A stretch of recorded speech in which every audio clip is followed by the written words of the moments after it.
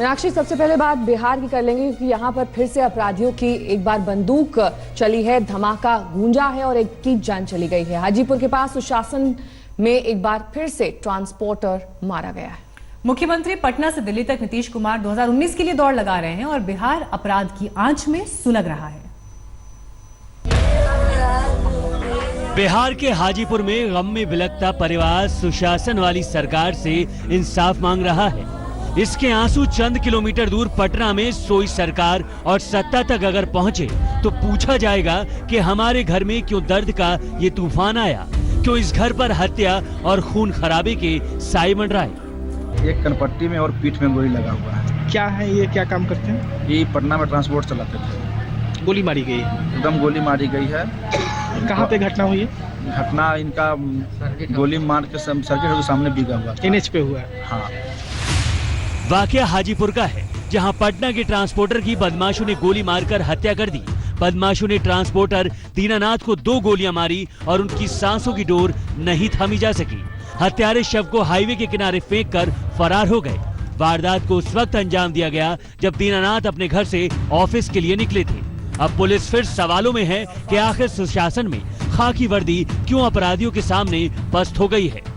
इनकी पत्नी बता रही है कि हम इनको फोन किए थे, 6 बजे चले थे, फोन किए थे कि कहाँ पहुँचे थे। ये बोले कि हम पुल पार कर गए हैं और इसके बाद इनका फ़ोन कट गया। इसके बाद दूसरा आदमी इनको फ़ोन किया कि आपका फ़ोन जो है ना, आपके पति का एक्सीडेंट हो गया है। तो वहाँ पर खून आदि नहीं गिरा हुआ है, लगता है कि इनको कहीं बाहर में गोली मारी गई है आसपास में और लाकर वहाँ रख दिया गया। बिहार में अपराधियों की हिम्मत 7वें आसमान पर है। हाल फिलहाल के दिनों में अपराधियों ने सीधे सरकार और सत्ता को चुनौती दे डाली।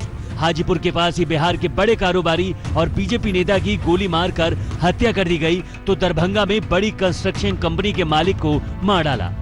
मुजफ्फरपुर में तो हत्या के बाद पुलिस को गांव वालों ने गुस्से के मारे खदेड़ डाला तो गया में भी कारोबारी मौत के घाट उतार दिया गया। ये वही बिहार है जहां नीतीश की सरकार सुशासन का दम भरती है, लेकिन चुनावी दांवपेच में पटना से दिल्ली की दौड़ लगा रहे मुख्यमंत्री को चुनाव से पहले राज्य में तनाव का हल खोजना होगा। आज तक ब्यूरो। ये खबर भी बिहार से ही है, जहां पर पासवान की नाराजगी अब भी दूर नहीं हुई है। उत्तर प्रदेश में अपना दल ने बीजेपी से नाराजगी खुलकर जाहिर कर दी है। अनुप्रिया पटेल की पार्टी अपना दल ने योगी पर सम्मान न देने का आरोप लगाया और पूछा कि इस हाल में 2019 का चुनाव एनडीए के साथ कैसे लड़ेंगे। हमारी नेता भारत सरकार में स्वास्थ्य राज्य मंत्री हैं और आज उत्तर प्रदेश में मेडिकल कॉलेज का शिलान्यास हो रहा है और उसमें उन्हें बुलाया ही नहीं गया। मैं बिल्कुल स्पष्ट किए दे रहा हूं कि राज्य भाजपा नेतृत्व हमें वो सम्मान नहीं दे रहा है जो जिस सम्मान के हम हकदार हैं हमारे, जबकि मैं ये हैं अपना दल के राष्ट्रीय अध्यक्ष आशीष पटेल, जो केंद्रीय स्वास्थ्य राज्य मंत्री अनुप्रिया पटेल के पति हैं। उत्तर प्रदेश में अपना दल बीजेपी की सहयोगी है और केंद्र में एनडीए का अहम हिस्सा है, लेकिन यूपी बीजेपी के रवैये से वो खासा नाराज है। ये नाराजगी 2019 से पहले और 3 राज्यों में बीजेपी की हार के बाद खुलकर सामने आई है। हम चाहते हैं कि प्रधानमंत्री नरेंद्र मोदी जी के नेतृत्व में दोबारा सरकार बने और हम उसके एक अभिन्न अंग रहें, लेकिन बिना सम्मान के ये कैसे साथ चले। दरअसल एक सर्वे के मुताबिक अगर यूपी में एसपी बीएसपी का गठबंधन हुआ तो उसे 50 सीटें मिल सकती हैं, जबकि बीजेपी को 28 सीटों से संतोष करना होगा।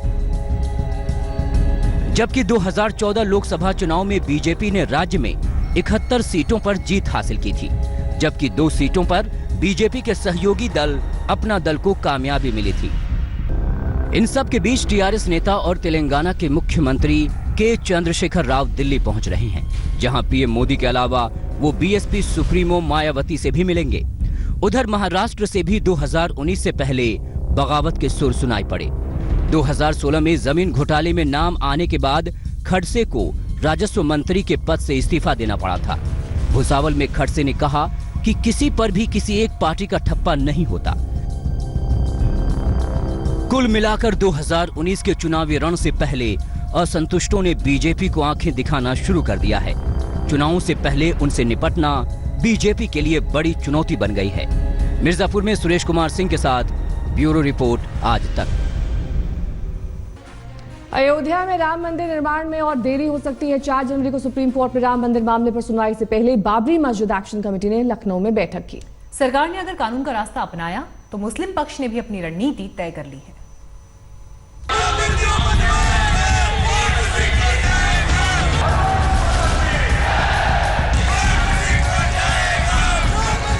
अयोध्या में राम मंदिर निर्माण को लेकर योगी और राजनाथ अपने ही समर्थकों के सामने घिर गए थे। इस बीच 4 जनवरी से सुप्रीम कोर्ट में सुनवाई की खबर आने से एक उम्मीद बंधी, लेकिन मुस्लिम पक्ष भी अपनी तैयारी में जुट गया। लखनऊ में बाबरी मस्जिद एक्शन कमेटी ने बैठक कर सुप्रीम कोर्ट से जल्दबाजी में फैसला ना सुनाने की अपील की। वहीं मुस्लिम पक्ष ने यह भी तय किया कि अगर मोदी सरकार कानून बनाने का रास्ता अपनाती है तो इसका विरोध तत्काल सुप्रीम कोर्ट में किया जाएगा। पहले कोई फैसला नहीं था कमेटी का, यानी ऑर्डिनेंस अगर आता तो हम क्या करेंगे। उस पर पर्सनल लॉ बोर्ड के उसमें ये बात तय हो चुकी थी कि हम चैलेंज करेंगे। तो यहाँ पर भी ये बात कही गई, सब लोगों ने एग्री किया कि हाँ हमें फ़ौरन उसे चैलेंज करना चाहिए और स्टेटस को जो है उसको बहाल रखने की कोशिश करनी चाहिए। कमेटी की मीटिंग में पास किया गया है कि जो भी कोर्ट फैसला करेगा, कोर्ट का फैसला हम मानेंगे, क्योंकि सवाल यहाँ ऑर्डिनेंस का है, कानून बनाने का है। तो ना कानून बन सकता है ना ऑर्डिनेंस आ सकता है। कोर्ट फैसला करे, आज करे, अभी करे, हम उसको मानेंगे। दूसरी तरफ बीजेपी ने लखनऊ में मुस्लिम पक्ष की बैठक को मामले को खींचने की कोशिश करार दिया है। कोर्ट का काम है, कोर्ट अपना काम करेगा, उसको करने दिया जाए। अदालत का मामला है, अदालत के अंदर जो चीजें हो रही हैं वो ठीक है, लेकिन डिंगारान नहीं करना चाहिए, मेरा यही आग्रह है। राम मंदिर आंदोलन में अहम भूमिका निभाने वाली वीएचपी का धैर्य भी अब जवाब दे रहा है। हिंदू समाज चाहता है कि इसकी नियमित सुनवाई हो और लगातार सुनवाई अगर होगी तो इसका निराकरण भी हो जाएगा शीघ्र से शीघ्र। लेकिन मुस्लिम पर्सनल लॉ बोर्ड का कहना जो है वो समझ से परे है और वो करेंगे भी, ऐसा अवरोध तो उत्पन्न ही करेंगे हम। फिलहाल संसद में राम मंदिर को लेकर कोई हलचल नहीं है। वहीं सबकी नजरें 4 जनवरी को सुप्रीम कोर्ट में होने वाली सुनवाई पर टिकी है। अयोध्या में बनबीर सिंह के साथ नीलांशु शुक्ला, लखनऊ, आज तक। बात अब नोएडा की करेंगे, जहां पर नमाज को लेकर तनातनी हुई। पुलिस ने पार्क में नमाज पर पाबंदी लगा दी। निजी कंपनियों के नाम हिदायत भरा पैगाम भी जारी कर दिया गया। लेकिन ये सब क्यों और कैसे हुआ, ये एक वीडियो से साफ हो जाता है। हम आपको वीडियो दिखाते हैं जिससे आप समझ पाएंगे कि कैसे स्थानीय लोगों ने आकर पूरा फसाद किया। अभी भी आप 1.5 घंटे आ रहे हो, इसका मतलब आप फैक्ट्री में काम करते के हाथ से और लोगों को उत्साह के यहाँ लाते हो, नमाज पढ़ाते हो। उसके बाद यहाँ नमाज पढ़ाने के बाद धीरे धीरे कब्जा करने की प्लानिंग है आपकी। तो आप मुझे परमिशन लेटर क्यों नहीं दिखाते, जो परमिशन लेटर है आपके पास? दिखाएंगे लेटर साहब। यहाँ जो आप नमाज पढ़वा रहे हो, यहाँ की कोई परमिशन है आपके पास या कैसे? नमाज पर तनातनी की इन तस्वीरों को देखिए। ये नोएडा की तस्वीरें हैं। सार्वजनिक पार्क में जुमे की नमाज को लेकर बहस हो रही है। इसी बहस के बाद मामला पुलिस तक पहुंचा और सियासत की नई सीरीज शुरू हो गई। हम नहीं पढ़वा रहे हैं, पब्लिक पढ़ रही है, कुछ कोई ना कोई। नहीं, कैसे आपको किसी ने परमिशन दी होगी? परमिशन दिखाओ आप। थाने में क्या परमिशन है कि नमाज पढ़ाएं? शुक्रवार पढ़वाते हो या रोज पढ़वाते हो? शुक्रवार को। अब धीरे धीरे करके आप यहाँ मस्जिद बनवा दो कि ये तो हमने क्यों मनाऊंगा भाई? मस्जिद क्यों बनवाऊंगा? हम एक वक्त की नमाज पढ़ते हैं, फ्राइडे को हमें बाजमात। कितने साल से आप पढ़ा रहे हो यहाँ नमाज? 6 साल, 2013 से। आपसे नहीं पूछ रहा मैं, है 2013 से। तस्वीरों से साफ है कि मुस्लिम समुदाय के ये लोग नोएडा सेक्टर 58 के इस पार्क में नमाज अदा कर रहे थे। आसपास रहने वालों को ये बात नागवार लगी थी। इसी को लेकर दो पक्षों में गर्मा गर्मी हो गई।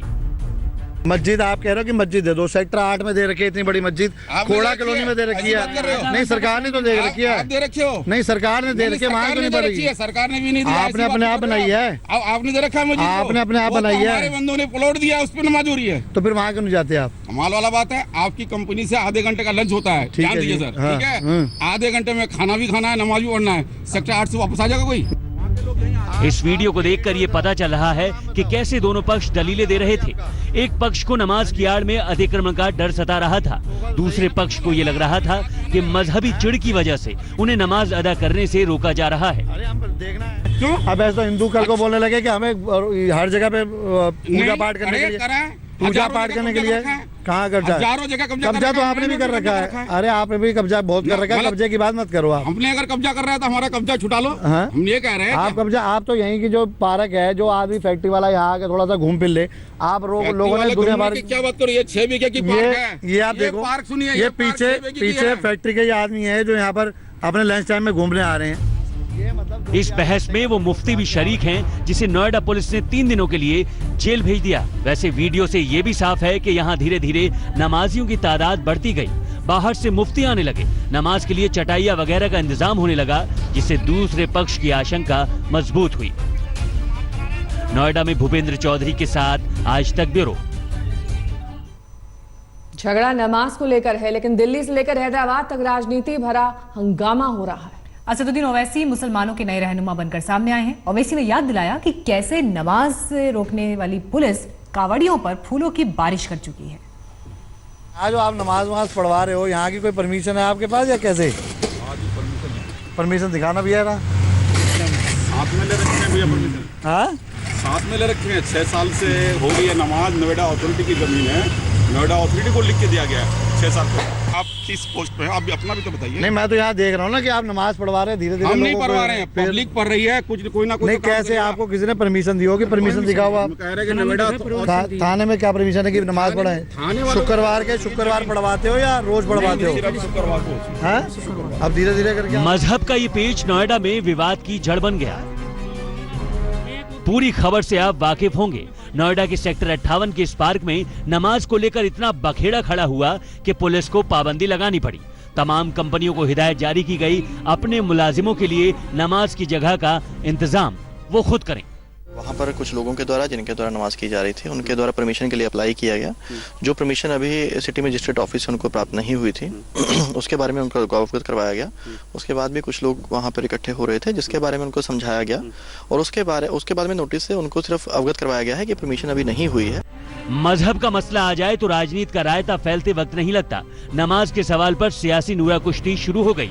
असदुद्दीन ओवैसी ने ट्वीट कर कहा, उत्तर प्रदेश की पुलिस ने कावड़ियों के लिए फूल बरसाए थे, लेकिन हफ्ते में एक बार पढ़ी जाने वाली नमाज का मतलब शांति और सद्भाव बिगड़ सकता है। ये बिल्कुल वैसा हुआ कि आप मुसलमानों से कह रहे हो कि आप कुछ भी कर लो, लेकिन गलती तो आपकी ही होगी। 4-5 आदमी थे हम लोग।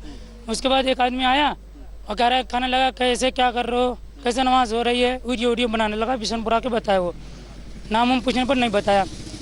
तो उसके बाद भाई हमने कहा, भाई हमने नोएडा अथॉरिटी को लिखित में दिया है और उन्होंने हमें रिसीविंग दिया है लिख करके, तो वो नहीं दिया, कोई भी दे नहीं सकता है। उन्होंने नोटिस दिया कि यहाँ पे जो सामाजिक स्थल है, यहाँ पर मतलब इस तरीके का कोई व्यवस्था ना हो, इसलिए रोक लगा रही है पुलिस ने। और यहाँ पे पढ़ना भी नहीं चाहिए, क्योंकि हर तरह के हर लोग आते हैं वहाँ पे, किसी का विवाद ना हो, इन लोगों को रोकना चाहिए। ओवैसी अपने हिसाब से राजनीति कर रहे हैं, तो ऐसी ही राजनीति दूसरी तरफ से भी हो रही है। पार्क या रोड में जब नमाज की इजाज़त होती है तो उसके लिए इजाज़त लेनी होती है, लेकिन वहाँ उस पार्क में किसी भी धार्मिक जो अनुष्ठान होते हैं, चाहे नमाज हो, उसकी इजाज़त नहीं है। इस पर इतना बवेला क्यों मच रहा है? ऐसी ही राजनीति हरियाणा के गुरुग्राम में भी दिखी थी और अब नोएडा में भी मजहबी खाई पैदा की जा रही है। भूपेंद्र चौधरी के साथ पुनीत शर्मा, नोएडा, आज तक। दिल्ली में गैंग वॉर का खौफनाक वीडियो सामने आया है। दिन दहाड़े सड़क पर ताबड़तोड़ फायरिंग यहां पर होने लगी। 3 बदमाशों ने एक शख्स पर हमला कर दिया। जान बचाने के लिए उसने घर में पनाह ली।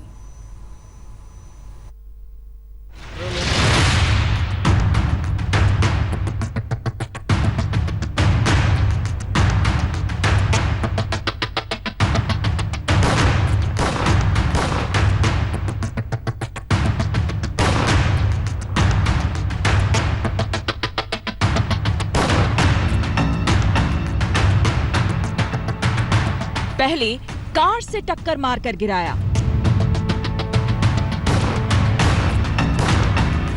फिर अंधाधुंध गोलियां बरसाईं। जानलेवा हमला कर बदमाश फरार हो गए। दिल्ली के बवाना में दिन दहाड़े गैंग वॉर हुआ। देखिए, स्कूटी पर जा रहे इस शख्स को पहले स्विफ्ट कार वाले बदमाश पीछे से टक्कर मारते हैं। ये शख्स दूर जाकर गिरता है। जब तक ये कुछ समझ पाता, खुद को संभाल पाता, बदमाश कार से निकलकर उस पर गोलियां बरसाना शुरू कर देते हैं। जान बचाने के लिए वो एक घर में घुस जाता है। तभी नीली टी शर्ट पहने ये बदमाश उसके पीछे भागता है। घर के गेट पर ताबड़तोड़ गोलियां बरसाता है। इसके बाद काली जैकेट पहने दूसरा बदमाश आता है। उसके दोनों हाथों में बंदूक है, वो भी घर के गेट से अंदर ताबड़तोड़ फायरिंग करता है। तीसरा बदमाश कार में रहकर ही सारी वारदात देखता है। बदमाश तुरंत गाड़ी में बैठकर भागते हैं, लेकिन उसकी कार फंस जाती है। जैसे तैसे बदमाश वहां से भाग जाते हैं। जिस शख्स पर हमला हुआ वो मोनू है। उसे 2 गोलियां लगी हैं और हालत गंभीर है। पुलिस गैंग वॉर की आशंका जता रही है। मोनू हाल ही में जेल से बेल पर बाहर आया है। मोनू के परिवार के मुताबिक आपसी रंजिश में उस पर हमला हुआ। शक बवाना के बाजतपुर गांव के कुछ लड़कों पर है। मोनू पर पहले भी जानलेवा हमला हो चुका है। पुलिस बदमाशों की तलाश में जुट गई है। दिल्ली से राजेश खत्री के साथ आज तक ब्यूरो। यूपी के इटावा की बात करेंगे, जहां पर फिल्म अभिनेता और साथ ही गायक हिमेश रेशमिया के कार्यक्रम के दौरान जमकर हंगामा हुआ। हजारों की तादाद में हिमेश को सुनने आए लोग भड़क गए और तोड़फोड़ वहां पर शुरू कर दी। दर्शकों ने कुर्सियां तोड़ी, हंगामा किया। बाद में हालात काबू में पाने के लिए पुलिस को लाठीचार्ज तक करना पड़ा। 13 साल मुख्यमंत्री रहने के बाद सत्ता गई तो शिवराज बता रहे हैं फुर्सत के कुछ पल। बाइक पर सवारी के बाद अब शिवराज ने क्रिकेट में हाथ आजमाया है। पूर्व प्रधानमंत्री अटल बिहारी वाजपेयी की स्मृति में कटनी के चंदिया ग्राम में क्रिकेट टूर्नामेंट आयोजित किया गया, जहां शिवराज ने बैटिंग की। सीएम की कुर्सी जाने के बाद से ही लोगों के बीच जाने का मौका शिवराज नहीं छोड़ रहे हैं। अरे मामा जी को मारने दो। एक और 11 में अभी के लिए बस इतना ही। कल फिर हाजिर होंगे सुबह 11 बजे खबरों के डबल डोज के साथ। लेटेस्ट खबरों के लिए यूं ही देखते रहिए आज तक, और इस वीडियो के पसंद आने पर लाइक, शेयर एंड सब्सक्राइब करना ना भूलें।